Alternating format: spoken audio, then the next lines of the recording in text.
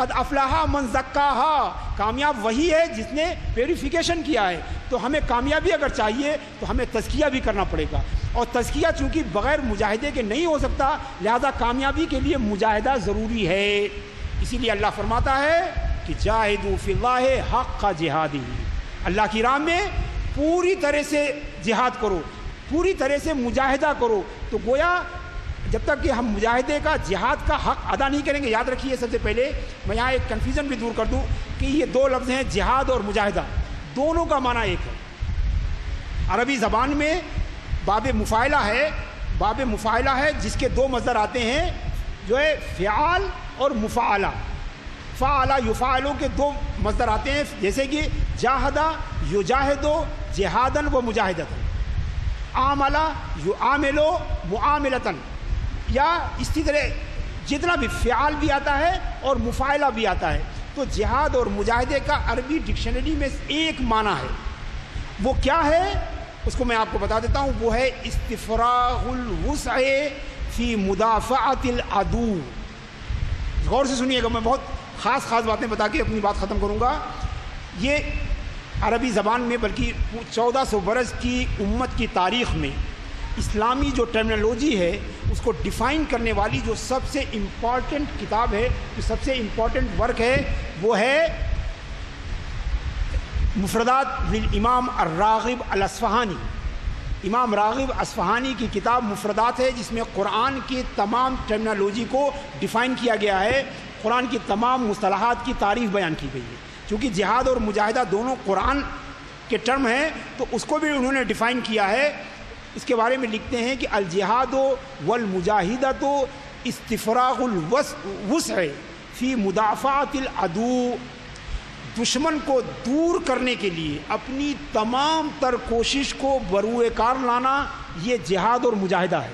پھر سے میں دہراتا ہوں کہ دشمن کو دور کرنے کے لیے، دشمن کو دور بھگانے کے لیے اپنی تمام تر امکانی اور پاسبل جو کوشش ہے اس کو کرنے کا نام جہاد اور مجاہدہ ہے، اس کو کرنے کا نام جہاد اور مجاہدہ ہے۔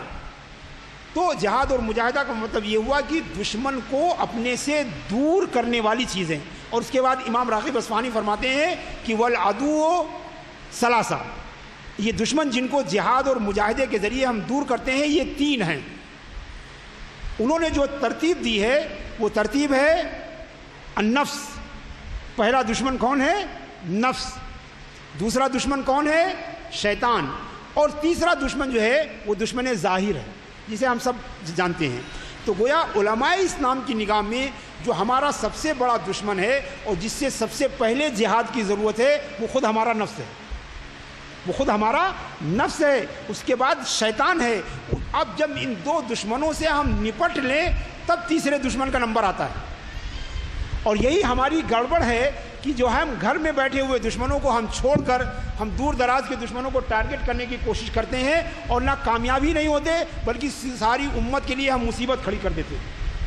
ہم امت چونکہ ہم جو نیچرل جو پروسیس ہے اس کو چھوڑ کر ہم اپنے اس میں بھی یعنی مجاہدہ جو نفس کے خلاف ہونا چاہیے وہ ہم نفس کی کمانڈ میں کر رہے ہیں۔ جو جہاد نفس کے خلاف ہونا چاہیے وہ جہاد ہم نفس کی کمانڈ میں کر رہے ہیں، بلکہ ہمارا نفسی، جیسے میں نے بتایا کہ نماز پڑھنے والے کو نفس نے دھوکہ دیا اور اس کی نماز اس کے لیے گناہ بن گئی، ایسے ہی ہمارا نفس جو ہے ہمیں دھوکہ دیتا ہے اور جہاد جو ہے وہ ہمارے لیے ثواب بننے کے بجائے گناہ بن جاتا ہے اور پوری امت کے لیے عذاب بن جاتا ہے، جیسا کہ ہم اپنی سر کی آنکھوں سے دیکھ رہے ہیں۔ سر کی آنکھوں سے دیکھ رہے ہیں۔ میں صرف ایک بات جو میں بار بار آپ کو بتاتا ہوں کہ میں ابھی 50 کو کمپلیٹ نہیں کیا ہوں۔ مجھے اپنے بچپن میں یاد ہے جب میں لکھنؤ اور الہ آباد کے درمیان ٹرین میں چلتا تھا تو ٹرین کے خالی ڈبوں میں پیسنجر ٹرین لکڑی کی سیٹیں ہوتی تھیں۔ میں انٹرمیڈیٹ کرنے کے لیے جائز سے اپنے ضلع رائے جایا کرتا تو اپ ڈاؤن کرتا تھا، تو اگر ایک غیر مسلم عورت کمپارٹمنٹ میں داخل ہوتی تھی تو پورے کمپارٹمنٹ میں نظر ڈالتی تھی اور اس کے بعد اگر کوئی داڑھی والا کہیں بیٹھا ہوتا تھا کسی کنارے پر تو وہ اسی کے قریب جا کے بیٹھ جاتی تھی۔ یہ صرف 30-35 سال پہلے کی بات ہے، 40 سال ہوں گے زیادہ سے 35 سال زیادہ اس کے پاس جا کے بیٹھتی تھی۔ یہ 35 سال پہلے کی بات ہے، اور اس 25-30 سال میں جو ہم نے جہاد کیے ہیں اس نے ہمیں کہاں پہنچا دیا ہے کہ اگر آج داڑھی والا رہتا ہے تو عورتیں نہیں، جو مرد بیٹھے رہتے ہیں ہٹے کٹے وہ بھی اٹھ کے چلے جاتے ہیں۔ تو یہ جو فرق آیا ہے یہ اسی لیے آیا ہے کہ ہم نے جو ترتیب تھا ہم نے اسے چھوڑ دیا۔ ہم نے پہلے نفس سے جہاد کرنا تھا، پھر شیطان سے جہاد کرنا تھا، ان دونوں جہادوں میں کامیابی حاصل کرنے کے بعد تیسری جہاد کی طرف قدم بڑھانا تھا، مگر ہم نے ڈائریکٹ تیسرے جہاد کی طرف قدم بڑھایا، نہ ہم وہاں کامیاب ہوئے اور نفس پراگندہ کا پراگندہ ہی رہ گیا، نفس جو ہے وہ پراگندہ کا پراگندہ ہی رہ گیا۔ تو حضرات گرامی نفس سے شروع کرنا چاہیے، اور اللہ کے رسول صلی اللہ تعالیٰ علیہ وسلم نے بھی فرمایا ہے کہ جاہدوا اہواکم کما تجاہدون اعداکم، ترمذی شریف کی حدیث ہے۔ اللہ کے رسول نے فرمایا کہ اپنے نفس سے جہاد کرو جیسے کہ اپنے ظاہری دشمنوں سے جہاد کرتے ہو۔ بلکہ ایک غزوے سے واپسی پر اللہ کے رسول صلی اللہ علیہ وسلم نے فرمایا، جنگ سے واپس آ رہے تھے، آپ نے فرمایا کہ رجعنا من الجہاد الاصغر الی الجہاد الاکبر، اے مسلمانوں ہم چھوٹے جہاد سے بڑے جہاد کی طرف لوٹ رہے ہیں۔ صحابہ نے عرض کیا یا رسول اللہ ہم لوگ تو گھر جا رہے ہیں، بیوی بچوں میں جا رہے ہیں، ہم اپنے کاروبار اور اپنی کھیتوں کی طرف جا رہے ہیں، وَمَا الجہاد الاکبر یا رسول اللہ یہ بڑا جہاد کیا ہے؟ تو فرمایا کہ الجہاد بالنفس، نفس کے ساتھ جہاد کرنا یہ بڑا جہاد ہے، چونکہ اسی پر کامیابی کا دار و مدار ہے۔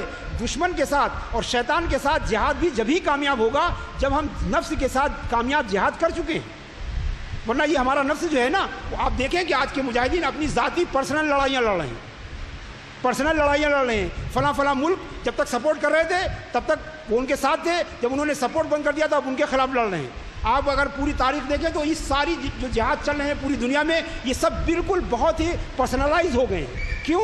اس لیے کہ نفس ان کا ابھارتا ہے کہ نہیں صاحب یہ ہمارا پرسنل دشمن ہے، لہٰذا پورے اسلام کو اپنے ذاتی دشمنوں کے خلاف لگانے کی کوشش۔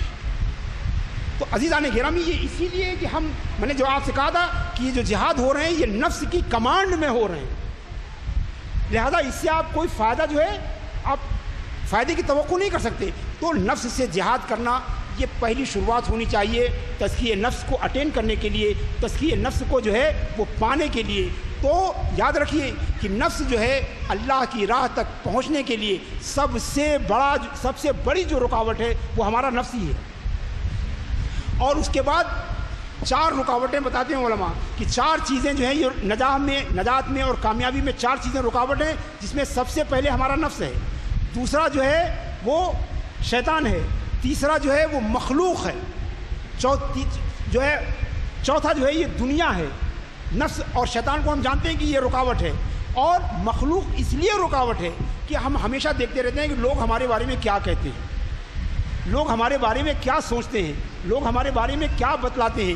یہ ایک ایسی مرض ہے ہمارے اندر کہ اس کی وجہ سے ہم خیر سے ہمیشہ دور رہتے ہیں، یعنی ہم کوئی کام اس لیے نہیں کرتے کہ یہ اچھا ہے یا برا، بلکہ ہم اس لیے کرتے ہیں کہ لوگ چاہتے ہیں کہ ہم کریں یا لوگ چاہتے ہیں کہ ہم نہ کریں۔ تو مخلوق جو ہے یہ بھی بہت بڑی رکاوٹ ہے، ایسی دنیا اس کا حصول جو ہے یہ بھی اللہ تک پہنچنے کے لیے بہت بڑی رکاوٹ ہے۔ میرے کہنے کا یہ ہرگز مطلب نہیں ہے کہ ہم ترک دنیا کی دعوت دے رہے ہیں، مگر دنیا کو ترک کرنے کی ضرورت نہیں ہے، مگر اس میں غرق ہونے کی بھی ضرورت نہیں ہے۔ اگر ہم اس میں غرق ہوتے ہیں تو یہ یقیناً ہمارا دنیا میں ڈوبنا جو ہے یہ ہم کو اللہ تعالیٰ سے دور کرے گا۔ میں نے آپ کو برابر بتایا ہے کہ یہ دنیا جو ہے ہمیں اللہ تعالیٰ سے قریب کرنے والی بھی ہے اگر اس کا صحیح استعمال کریں، لیکن اگر ہم غلط استعمال کریں گے تو یہ دنیا ہمیں اللہ سے دور کر دے گی۔ ہمارا نفس بھی ہے، اگر یہ پیوریفائی نہیں ہے تو یہ ہمیں اللہ سے دور کرنے والا ہے، مگر جب یہ نفس پیوریفائی ہو جاتا ہے تو یہی نفس ہمیں اللہ سے قریب کرتا ہے۔ جو نفس آج جو نفس امارہ بالسوء ہے، جو گناہوں کی طرف ہمیں لے جا رہا ہے، جب یہی نفس جو ہے پیوریفیکیشن کے بعد نفس مطمئنہ ہو جائے گا، پھر اور اگلے مرحلے میں نفس راضیہ ہو جائے گا، تو یہ نفس جو ہے گناہوں کے بجائے ہمیں نیکیوں کا حکم دے گا، گناہوں کے بجائے ہمیں نیکیوں کا راستہ دکھائے گا۔ تو یہ نفس جو ہے یہ ہمارے لیے نفس کو چھوڑنا نہیں ہے، نفس کو ترک نہیں کرنا ہے، بلکہ اس کو پیوریفائی کر کے جو امارہ بالسوء ہے، جو گناہوں کا حکم دینے والا نفس ہے، اسے ہم بھلائیوں کا حکم دینے والا نفس بنا دیں۔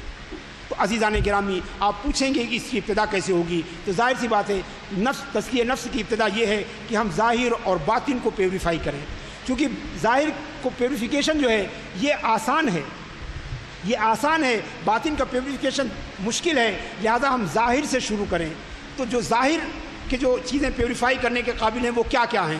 ان کا تعلق، کچھ چیزیں ہیں جن کا زبان سے تعلق ہے، کچھ چیزیں ہیں جن کا کان سے تعلق ہے، کچھ چیزیں ہیں جن کا آنکھوں سے تعلق ہے، کچھ چیزیں ہیں جن کا زبان سے تعلق ہے، کچھ چیزیں ہیں جن کا پیٹ سے تعلق ہے، کچھ چیزیں ہیں جن کا ہاتھوں سے تعلق ہے، کچھ چیزیں ہیں جن کا پیروں سے تعلق ہے، کچھ چیزیں ہیں جن کا شرمگاہ سے تعلق ہے۔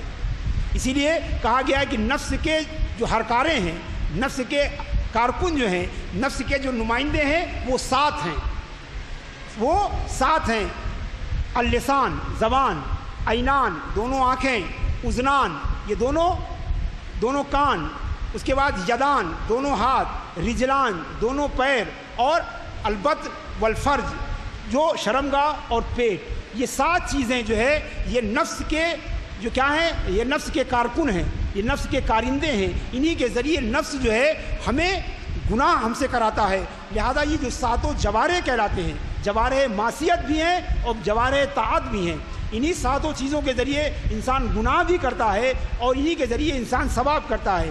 جب نفس امارہ بالسوء ہوتا ہے تو ان کے ذریعے ہم سے گناہ کرواتا ہے، اور وہی نفس جب راضیہ ہو جاتا ہے، نفس مطمئنہ ہو جاتا ہے، تو انہی کے ذریعے وہ ہم سے نیکیاں کرواتا ہے۔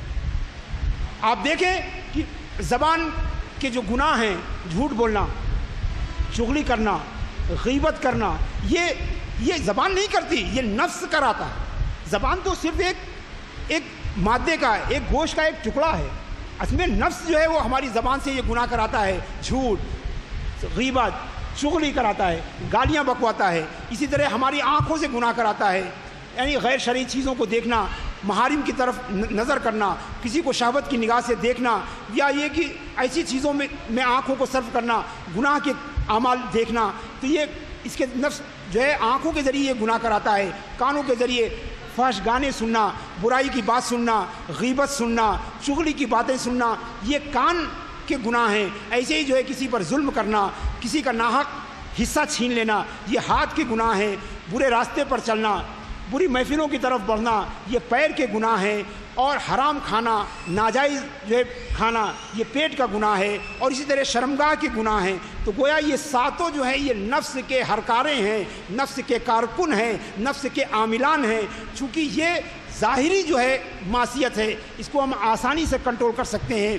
اور سب سے پہلے صوفیاء کرام فرماتے ہیں کہ سب سے پہلے زبان سے شروع کیجیے، زبان کے گناہوں سے بچنے کی کوشش کیجیے۔ اور زبان کے گناہ سے بچنے کا بہترین طریقہ ہے کہ کم بولیے اور سوچیے پھر بولیے، سوچیے پھر بولیے۔ میں سمجھتا ہوں مومن اور غیر مومن میں، یا کہہ سکتے ہیں کہ عالم اور غیر عالم میں، یا سمجھدار اور غیر سمجھدار میں یہی فرق ہے کہ جو پہلے والا ہے وہ سوچتا ہے پھر بولتا ہے، سوچتا ہے پھر بولتا ہے، اور دوسرا بولتا ہے پھر سوچتا ہے۔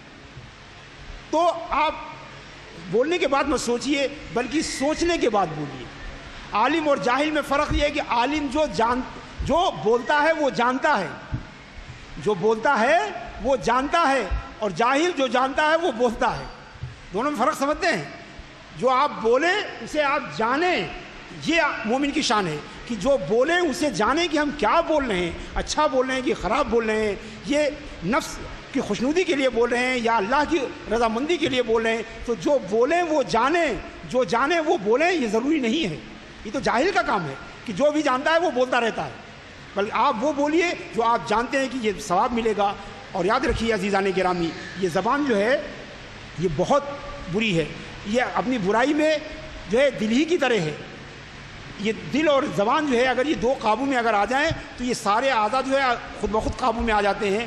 حضرت لقمان کے بارے میں ایک روایت ہے کہ جب وہ کہیں کسی کے ہاں نوکری کرتے تھے، غلام تھے، تو ان کے مالک نے ان کو ایک بکری دی، کہا جاؤ اسے ذبح کرو اور اس بکری کے اندر جو 2 سب سے اچھے پارٹ ہیں وہ لے آؤ۔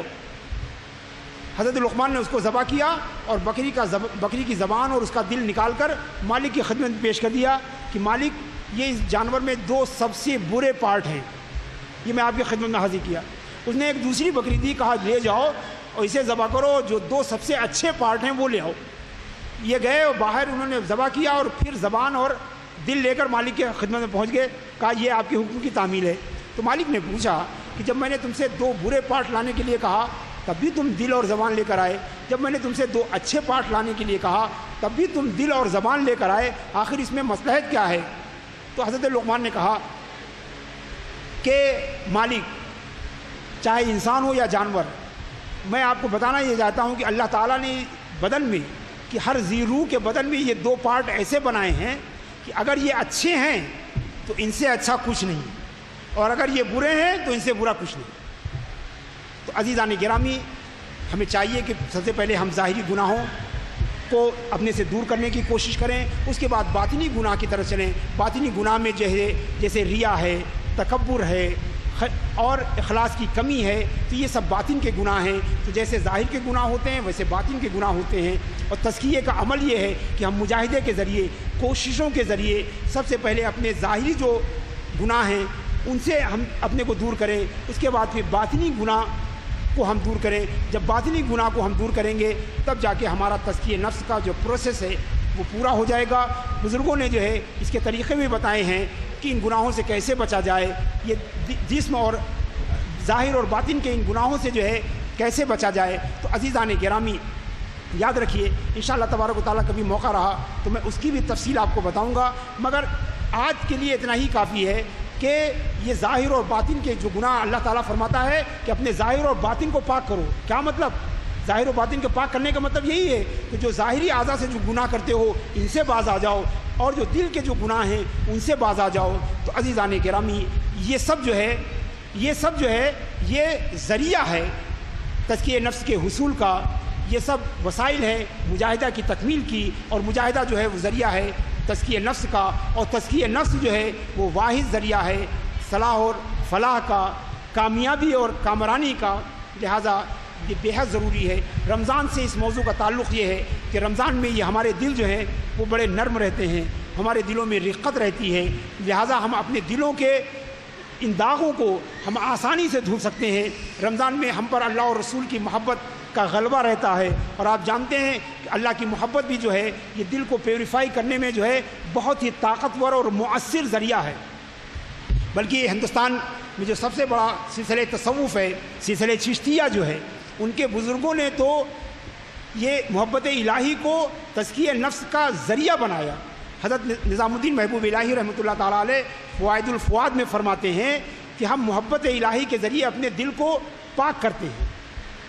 تو جو حاضرین تھے انہوں نے کہا حضرت محبت کے ذریعے دل کو کیسے پاک کرتے ہیں؟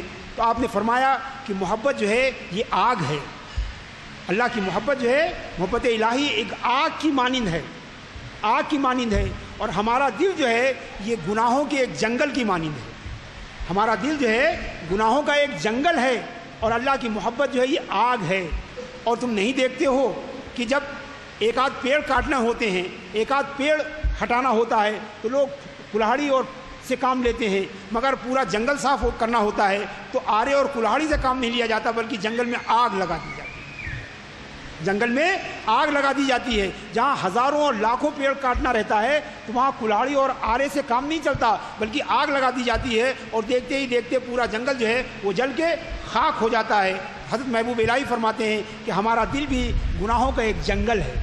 اب اگر اس جنگل میں سے ایک ایک گناہ کے پودے اگر ہم اکھاڑیں گے تو پوری عمر نکل جائے گی، اور ہمارا دل جو ہے صاف نہیں ہوگا. لہذا اگر محبت الہی کی آگ جو ہے اس دل میں ڈال دی جائے، محبت الہی کی شمع جو ہے اس دل میں روشن کر دی جائے، تو محبت الہی کی اس آگ سے گناہوں کا سارا جنگل صاف ہو سکتا ہے.